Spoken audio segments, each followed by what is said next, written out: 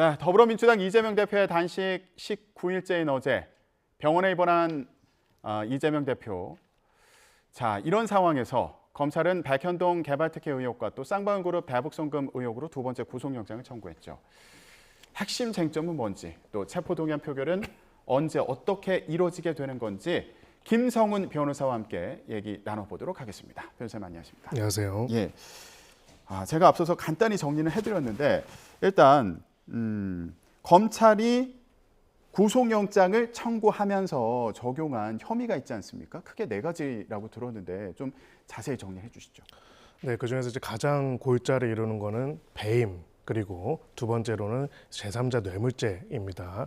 소위 말하는 백현동 개발과 관련돼 가지고 김인섭 등에게 특혜를 제공을 하면서 관련돼서 상당한 이익을 몰아줬고 결과적으로는 성남도시개발공사로 하여금 200억 원대의 손실을 입히도록 하는 결정을 내렸다는 것이 업무상 배임 혐의의 핵심적인 내용이고요. 두 번째는 이제 대북 송금과 관련돼서 총 800만 달러의 그 쌍방울의 대북 송금을 하도록 하거나 혹은 용인함으로써 이제 경기도와 함께 이제 제3자 뇌물죄를 범하였다라는 부분들을 이제 두 번째 혐의로 적용을 하고 있습니다. 나머지는 이제 부수적인 부분인데요. 이 제3자 뇌물죄의 핵심적인 내용이 되는 대북 송금 과정에서는 외국환거래법 위반이 포함이 됩니다. 외국환법 위반 관련된 부분이 혐의가 추가가 됐고요. 그리고 과거에 그 위증교사, 검사 사칭 사건과 관련된 증인으로서 출석했던 해당되는 증인한테 위증을 교사했다는 혐의까지 총 4가지 혐의로 구성이 되어 있습니다.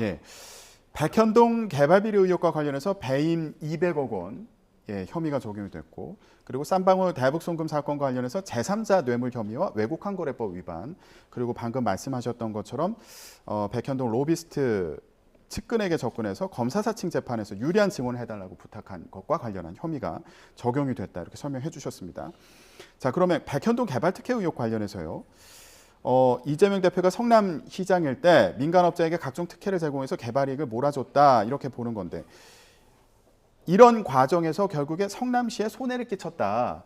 근데 그 규모가 200억이다, 이렇게 본 거예요. 상당한 액수로 본 것 같은데요. 네, 그렇습니다. 몇 가지 이제 쟁점들이 있는데요. 그중에서 첫 번째 쟁점은 4단계에 걸쳐서 소위 말하는 종상향이라고 하죠. 용도를 상향해 가지고 해당되는 지역에 상당한 경제적 이익을 가져갈 수 있도록 하는 부분에 있어서 문제가 없었는지에 관한 부분인데 흥미로운 점은 이 점에 관련돼서 원래 뇌물 혐의점에 대한 수사도 이루어졌던 걸로 보이는데 일단은 그 적용되는 청구성 내용으로 보서는 결국 종상향 과정에서 어떤 대가를 건네받았다는 취지의 뇌물 부분은 일단은 보이지는 않는 상황입니다. 그래서 일단은 종상향 과정에서 부당한 영향력을 행사했다는 내용 정도가 이제 적시가 됐고요. 200억의 핵심적인 취지는 성남도계공이 해당되는 사업에 참여해서 그럴 경우에 200억 원의 확정적인 이익을 보장해주겠다는 식으로 당시 민간 개발업자 혹은 김인섭 씨 쪽에서 이야기를 했는데 그 부분에 최종적으로는 성남도계공이 참여하지 않도록 하게 함으로써 200억 원의 이익을 잃게 만드는 손해를 입혔다라는 부분들을 일단은 적시를 했다라고 합니다. 그래서 이 부분에 대해서는 이제 200억 원에 대한 소위 말해서 확정 이익이 발생할 가능성이 있었는지, 두 번째는 그것을 배제하도록 한 것이 특정한 배임적인 의사로 인한 것인지가 핵심적인 쟁점이 될 것으로 보이고요. 일단 구속영장 청구 사항으로는 해당되는 개발과 관련된 뇌물 혐의 부분들이 적시되지는 않았습니다. 그러니까 이런 특혜를 제공하는 과정에서 성남 시민에게 돌아가야 될 개발이 이게 결국 손해를 끼친 것과 마찬가지다. 검찰에서 이렇게 보고 있다는 말씀이시군요. 네, 근데 배임은 고의범이기 때문에 이제 200억 원의 확정 이익을 성남도계공이 거둘 수 있는 게 명확함에도 불구하고 그럼에도 불구하고 일부러 200억 원을 택하지 않고 그들이 200억 원에 해당되는 이익을 가져가게 함으로써 성남도계공, 그래서 종국적으로는 성남시에 손해를 끼쳤다는 것이 백현동 관련된 혐의점의 핵심적인 내용이다, 이렇게 볼 수 있습니다. 또 가장 최근에 소환 조사를 받았던 게 쌍방울 대북송금과 관련된 그 내용이었는데 여기에서 지금 제3자 뇌물 혐의와 그리고 외국환거래법 위반 혐의를 적용했습니다, 검찰에서. 이건 어떤 내용입니까? 네, 결국은 이제 지금 대립되는 내용이요. 쌍방울이 800만 달러 정도를 송금했다. 그 쌍방울 관련자들이 김성태 전 회장 쪽에서 했다는 내용에 대해서 어느 정도 밝혀진 부분이 있는데, 이 800만 달러가 경기도가 지급하기로 한 금액을 대납하거나 혹은 당시 이제 도지사였던 이재명 대표의 방북 비용을 대납한 것인지 여부가 쟁점이 되고 있습니다. 이분 관련돼서 일단은 검찰에서는 이 800만 달러와 관련돼서는 경기도의 스마트팜 비용을 김성태 전 회장이 대납한 것이거나 아니면은 나머지 300만 달러, 500만 달러 말고 300만 달러 부분은 이제 방북 비용을 대납한 것으로서 결국 제3자 뇌물죄가 해당될 수 있는 사안이다 이렇게 판단을 하고 있고요. 예. 이런 송금 과정에서 불법적인 송금이 있었기 때문에 외국환거래법 관련해서도 결국은 공범이다라고 적시를 한 것으로 보입니다. 결과적으로는 이 부분과 관련돼 가지고는 김성태 전 회장뿐만 아니라 이화영 전 부지사 그리고 이재명 대표가 공범 관계에서 관련된 내용을 보고받고 승인했다라는 내용이 검찰의 영장 청구 내용이라고 보고 있고요. 예. 다만 이제 여기에 대해서는 이재명 대표는 아까 백현동 의혹도 마찬가지로 사실관계가 다르다라고 부인하고 있는 상황입니다. 자, 경기도에서 내야 될 돈을 쌍방그룹에서 대신 내줬다. 검찰에서 이제 이렇게 보고 있는 상황인데 앞서서 이화영 전 경기도 평화부지사가 이재명 대표가 대북 송금 과정에 개입했다는 취지, 그러니까 이 대북 송금 과정에서 보고를 받았다는 취지의 진술을 했다가 이걸 또 번복하지 않았습니까? 네, 그렇습니다. 지금 이제 크게 두 가지가 있는데요. 이거는 객관적인 자료로 확인을 해봐야 하는데 일단은 법정에서 대북 사업과 관련돼서 쌍방울과 협력하고 있다라는 내용을 보고했다라는 내용의 진술을 한번 했다가 철회한 적이 있습니다. 네, 그리고 그거랑 별개로 언론 보도를 통해 가지고 대북 송금과 관련돼서 쌍방울의 송금과 관련돼서도 이재명 당시 도지사한테 보고를 했다라는 내용을 검찰 조사 과정에서 진술했다라는 언론 보도가 나온 적이 있고요. 다만 이런 내용에 대해서 자신은 그런 진술을 한 적이 없고 그건 사실과 다르다라는 또 해명서를 내기도 했습니다. 근데 여전히 이제 이화영 전 부지사 재판에서는 그런 진술 내용들에 대해 가지고 동의를 하지 않거나 혹은 뭐 변호인 해임과 새로운 선임들이 계속 이루어지고 있어서 해당되는 재판에서조차 재판부가 관련돼서 어떤 것들이 객관적인 진술이고 본인의 입장인지를 숙고해서 하라는 그런 이야기가 있는 그런 상황입니다. 그러면은 뭐 영장 심사 과정이라든지 앞으로 재판 과정에서 그 이화영 전 부지사의 이 진술의 신빙성에 대해서는 어떻게 볼지 이것도 중요한 쟁점이 될 것으로 보이는데요. 네, 그것이 핵심적인 내용일 것입니다. 결국은 대북 사업과 관련된 내용들을 총괄했던 또 관련된 업무를 담당했던 게 이화영 전 부지사였기 때문에 이화영 전 부지사와 김성태 전 회장 간의 관계에서만 이 이슈가 끝났던 것인지 아니면은 관련된 내용이 경기도 차원에서 보고가 됐고 또 도지사 차원에서 승인된 것인지가 결국은 이 핵심적인 구속영장 청구서 사유가 적용될 수 있을 만한 혐의인지 아닌지를 가르는 기준이 될 것으로 보입니다. 앞서서 검찰 소환 조사를 마치고 나서 이재명 대표 측에서는 이런 취지로 설명을 하기도 했잖아요. 그러니까 결제 서류에 당시 도지사, 그러니까 이재명 대표의 서명이 있더라도 내용을 구체적으로 모르는 경우도 있었다. 이런 취지로 이제 설명을 하기도 했었는데 이 부분도 앞으로 또 쟁점이 되겠죠. 네, 그렇습니다. 이제 물론 공식적인 서류에 결제를 한 것도 어떤 인지와 의사에 있어서 굉장히 중요한 자료가 되기는 합니다. 대북 송금과 관련해서. 맞습니다. 근데 다만 이제 공식적인 서류에 있어가지고 가령 쌍방울 그룹 등 이제 여러 가지 회사들이 협력하고 있다는 수준이 담겨져 있는 것인지 아니면은 지금 나와 있는 것처럼 구체적인 800만 달러 정도 되는 대금을 송금했다. 이거를 경기도를 대신해서 대납했다라는 내용까지 담겨 있는지에 따라서 다를 것으로 보이고요. 아마 공식 문서에서 이제 그런 부분들 뭐 대납까지 거기에 나와 있을 가능성은 낮아 보이기 때문에 사실은 그 부분은 증거를 봐야겠지만은 구체적인 진술과 보고 과정에 있어서 특히나 불법적인 송금 부분에 대해서 얼만큼 인지를 하고 있었는지 아니면 이 부분에 있어가지고는 그런 송금 내용에 대한 구체적인 인지는 없었는지가 결국은 이화영 부지사의 진술 그리고 김성태 전 회장의 진술 등의 신빙성과 함께 논의가 될 것으로 보입니다. 그러면 지금 이화영 전 부지사의 진술이 이제 중요한 어떤 증거 가운데 하나가 될 것으로 보이는데 그 밖에 지금 이재명 대표가 경기도지사 시절에 이 쌍방그룹의 그 대북 송금 과정에 관여를 했다거나 아니면 인지를 했다거나 이것과 관련해서 조금 알려진 뭐 또 다른 증거가 있습니까? 네, 지금 일단은 그 이화영 부지사의 진술에 대한 보도 그리고 거기에 대한 반박 부분이 사실 가장 주된 내용이 되고 있고요. 근데 결국은 이 부분에 있어가지고는 구체적인 재판으로 간다면 이렇게 판단이 될 가능성이 높을 보입니다. 일단은 스마트팜 비용을 대납했다, 혹은 방북 추진 비용을 대납했다라고 이야기를 하고 있는데요. 이번 영장 청구서에서는 방북 추진의 배경에 관한 부분이 자세하게 기술이 되어 있다고 합니다. 예. 그러면 이제 경기도 차원에서 방북 혹은 스마트팜 지원 이 두 가지는 도 차원에서 도정으로서 진행됐던 것이 가능성이 있는데요. 그럼 그 부분들이 있어가지고 어떤 난점이 있었는지, 그 난점이 그래도 어떻게 해결됐는지, 그것이 난점이 해결됐다면 단순하게 개인과 개인 간의 거래가 아니라 도 차원의 도정과 직접 관련이 있을 수가 있는데, 그 부분에 대해서 최고 책임자였던 도지사로서는 어떤 인식이 있었고 어떤 내용을 보고받는지, 진술뿐만 아니라 그 진술의 다른 편에 있는 결국에 사업 추진과 사업의 막힘, 그리고 사업의 해소 과정, 각각의 과정들에 대한 내부적인 의사소통의 과정들과 자료들이, 객관적인 내용들이 서로 맞추어서 진술의 신빙성 부분이 판단할 가능성이 높습니다. 아, 그러면 검찰이 어느 정도 추가적인 증거를 확보하고 이제 지금 수사를 진행하고 있는지, 이런 부분은 앞으로 영장 그 실질 심사 과정에서 그 결과에 따라서도 좀 가늠을 해볼 수 있는 겁니까? 맞습니다. 범죄 혐의가 어느 정도 소명이 되어야지만 영장이 발부가 될 수가 있기 때문에 그런 부분에 있어서 결국은 재판부를 설득할 수 있을 만큼의, 소명할 수 있을 만큼의 증거를 확보했는지가 관건이 될 것으로 보입니다.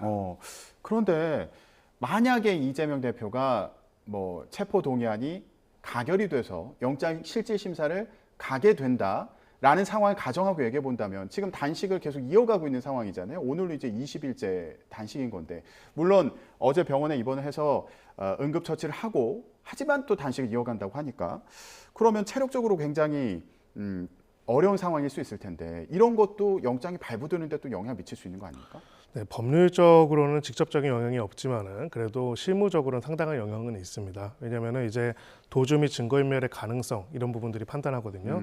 구속의 상당성과 필요성을 보게 되는데, 상당성과 필요성에 있어서 핵심은 범죄를 저질렀다는 점에 대한 상당한 의심이 들고, 그러면 도주 및 증거인멸의 우려가 있을 때 구속을 하게 되는 거고, 예. 원칙적으로는 불구속 수사가 원칙이기 때문에요.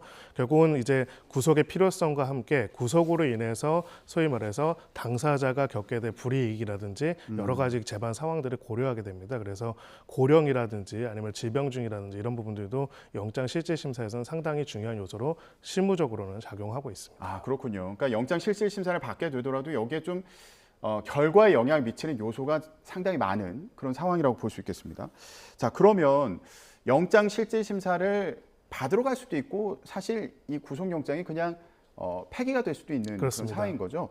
이게 체포동의안이 국회에서 가결이 돼야지 영장 실질 심사를 받으러 가는 걸 텐데, 앞으로 어떤 절차를 거치게 되는 겁니까?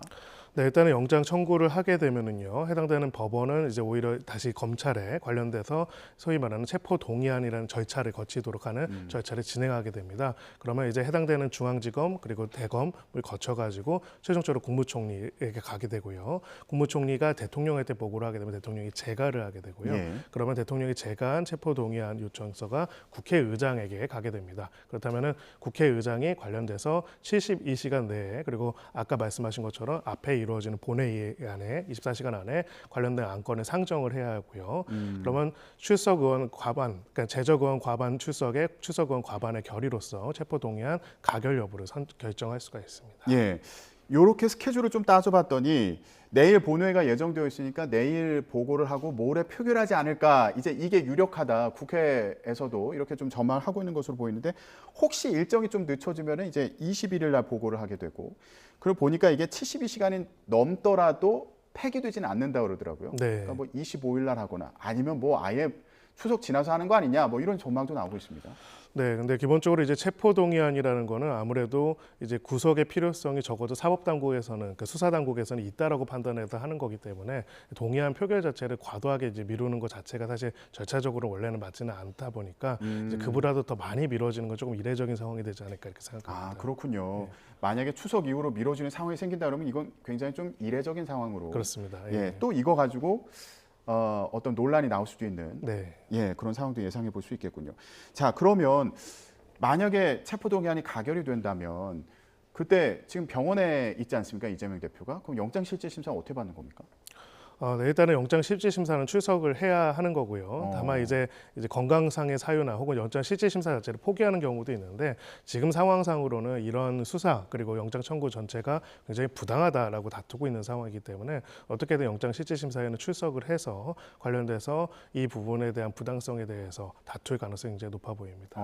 그럼 실질 심사에 나간 본인이 혐의가 없다는 걸 직접 뭐 주장하는 그런 자리가 마련됩니까? 어떻게 됩니까? 네, 본인도 진술할 수 있는 기회가 주어질 수가 있고요. 실제로는 이제 그런 부분도 아주 작은 범죄 같은 경우에는 그런 당사자의 입장과 태도도 사실은 중요한 요소가 되는 경우도 있습니다. 아, 그렇군요.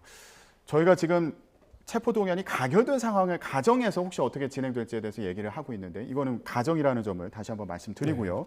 체포동의안 표결 결과에 따라서 아예 그 구속영장이 폐기되는 그런 경우도 예상을 해볼 수 있다는 점 다시 한번 말씀드립니다. 자, 그런데 지금 또 정치권에서 주목되는 이슈 가운데 하나가 이거 21일 날 만약에 이재명 대표 체포동의안이 표결에 붙여질 때 한덕수 국무총리 해임 건의안도 같이 표결에 붙여지는 거 아니야? 그래서 일부에서는 21일이 운명의 날이다. 뭐 이렇게 얘기하는 경우도 있습니다. 지금 일단 어제 민주당이 한덕수 국무총리 해임 건의안을 제출을 했잖아요. 네. 예, 그러면은 21일 날 표결에 붙여지게 되는 겁니까?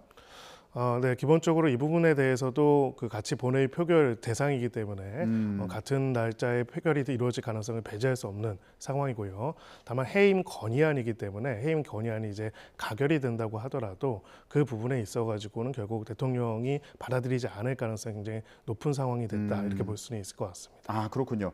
해임 건의안이 국회에서 가결되더라도 이게 결국에는 대통령이 이걸 그렇습니다. 받아들여야지 해임이 되는 거기 때문에 네. 예, 그 실효성에 대해서는 좀 지켜봐야겠다. 네. 예, 이런 생각이 들고 이재명 대표 마지막으로요. 이번에 영장 실질 심사를 받는다고 하더라도 여기서 지금 끝나는 게 아니라 보니까 뭐 재판이 예정되어 있는 그런 사안들이 또 더 있더라고요. 예, 네. 어떤 이슈들이 있습니까? 그 앞에만 하더라도 대장동, 성남 FC 그리고 선거법 위반 관련돼서 여러 사건들이 지금 있는 상황이죠. 그래서 총 지금 이번에 영장 청구된 혐의까지도 추가가 된다면은 총 9가지 혐의가 되고요. 예. 그리고 이제 재판들이 지금 이미 진행되고 있는 재판도 많기 때문에 그리고 또 관련 기록이 방대하기 때문에 사실은 재판에 출석하는 것만으로도 사실 일정상 굉장히 지장이 있을 가능성이 높은 상황입니다. 영장 청구 이후에는 아마 영장의 그 소위 말해서 이 체포동의안 가결 여부 그리고 영장의 발부 여부와 무관하게 검찰로서는 기소를 예정하고 있는 상황이기 때문에 결국은 혐의가 또 추가로 늘게 되면 일단은 재판 자체를 여러 개를 계속적으로 출석해야 하는 그런 상황이 벌어질 수 있습니다. 예, 알겠습니다. 자, 이재명 대표 체포동의안이 이제 곧 국회로 제출될 것으로 보이는데 이와 관련해서 정치권에서 공방이 계속 치열할 것으로 보입니다. 지금까지 김성훈 변호사와 함께 내용 알아봤습니다. 말씀 고맙습니다.